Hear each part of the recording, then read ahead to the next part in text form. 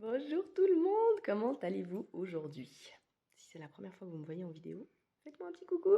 Et puis pour celles qui sont là depuis longtemps, faites-moi aussi un petit coucou, mettez-moi un petit emoji si vous avez visionné la vidéo.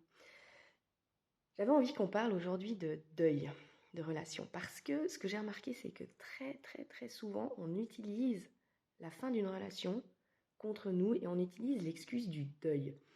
En réalité, on se dit, bon, il faut que je prenne du temps pour moi, il faut que je me repose, il faut que j'accuse le coup. Et ce qui n'est pas totalement faux, si on peut dire faux, ce qu'il y a du faux ou du vrai. Bien sûr, tout ce qu'on fait est juste, mais il y a quand même des choses qu'on fait qui ne nous servent pas. Et en réalité, utiliser le deuil dans un but de tout arrêter, le travail qu'on fait sur nous, c'est contre-productif. Parce que qu'est-ce qui va se passer? On va vraiment tout arrêter, on va arrêter de faire des rencontres, on va arrêter même le travail de croyance, le travail émotionnel, le travail réel de guérison, et on va se retrouver 3 mois, 4 mois, 6 mois après à rencontrer une personne et à reproduire les mêmes schémas.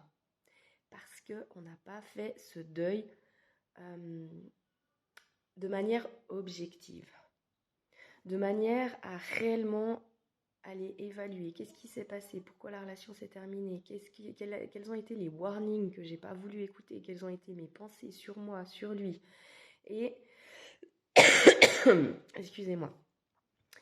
Et de réellement prendre ce temps pour se poser et pas utiliser ce temps pour tout envoyer bouler quelque part et se dire ben, de toute façon j'y arrive pas, de toute façon ça n'a encore pas marché, de toute façon voilà encore un qui m'a plu et à qui je n'ai pas plu, ou encore un à qui je plaisais mais qui moi ne plaisait pas. Non, il faut évaluer, sinon le problème c'est qu'on va vraiment recommencer encore et encore et encore nos schémas. Et c'est pour ça qu'on recommence nos schémas.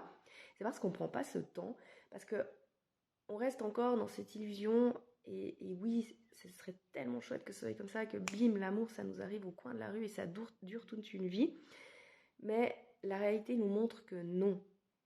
La réalité nous montre qu'on a quand même besoin de se connaître, on a quand même besoin de certaines compétences humaines, une certaine agilité émotionnelle pour faire en sorte que ça fonctionne sur le long terme. Parce que la relation amoureuse, c'est comme un jardin, on l'entretient, on enlève les mauvaises herbes, on arrose, surtout on arrose beaucoup.